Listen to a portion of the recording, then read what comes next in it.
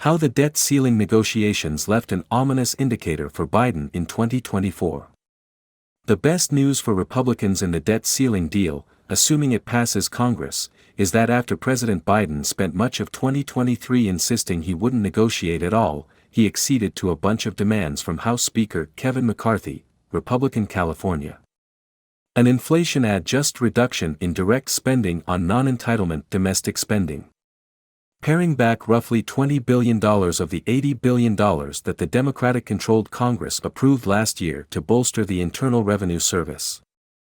Work requirements on federal food stamps and on family welfare benefits. Language to expedite a major natural gas pipeline from West Virginia to Virginia. Congratulations, Senator Joe Manchin III.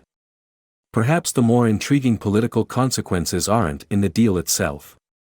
Biden and the White House kept congressional Democrats in the dark through much of the process, infuriating progressives and exacerbating his party's divisions. The fact that so many Democrats feel Biden lost the messaging war on the debt ceiling is an ominous indicator for him in 2024.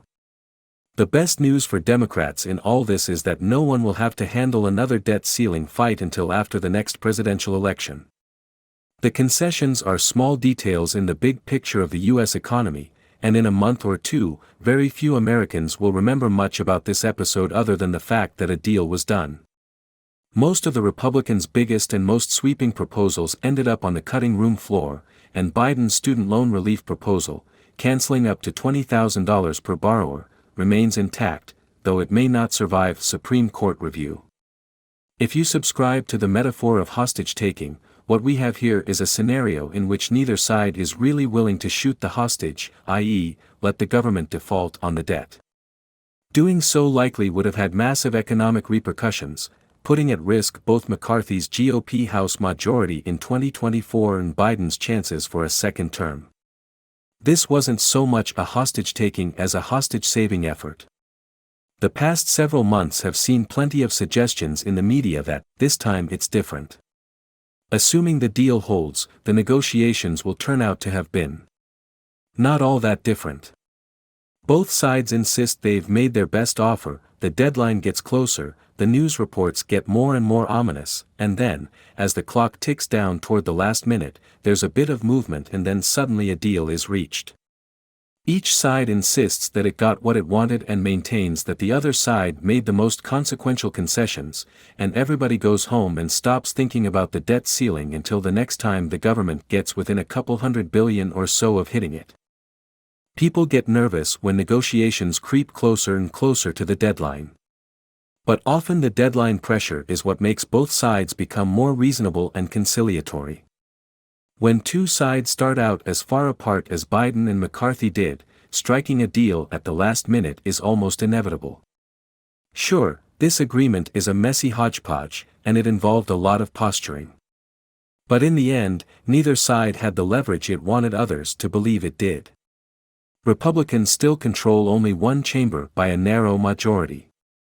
If they want deeper cuts to federal spending, they need to win a Senate majority and the presidency.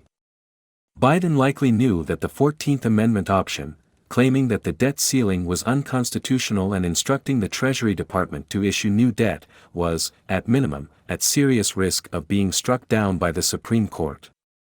Less certain was how the markets, both at home and abroad, would react to such a move.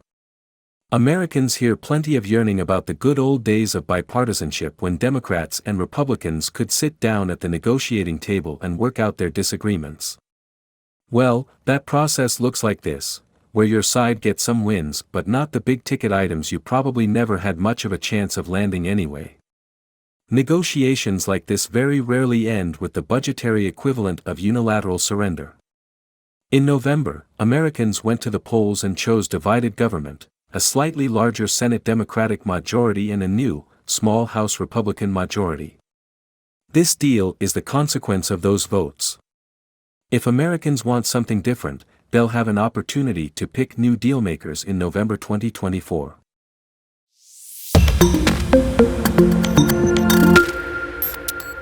How the debt ceiling negotiations left an ominous indicator for Biden in 2024. The best news for Republicans in the debt ceiling deal, assuming it passes Congress, is that after President Biden spent much of 2023 insisting he wouldn't negotiate at all, he acceded to a bunch of demands from House Speaker Kevin McCarthy, Republican California. An inflation-adjusted reduction in direct spending on non-entitlement domestic spending. Henry Kissinger surveys the world as he turns 100.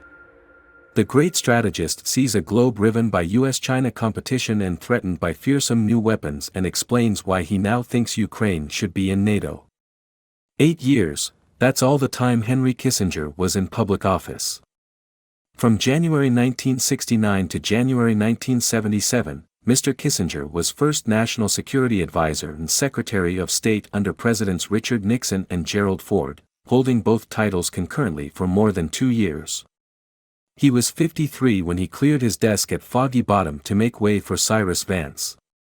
In the 4.5 decades since, he has worked as a consultant on strategic relations to governments around the world and consolidated beyond dispute his reputation, first earned when he co-piloted the U.S. opening to China in 1972, as the preeminent philosopher of global order and the most original, erudite and hard-nosed statesman of his era. Mr. Kissinger turns 100 on Saturday, and his appetite for the world he's spent a lifetime setting to rights is still zestful.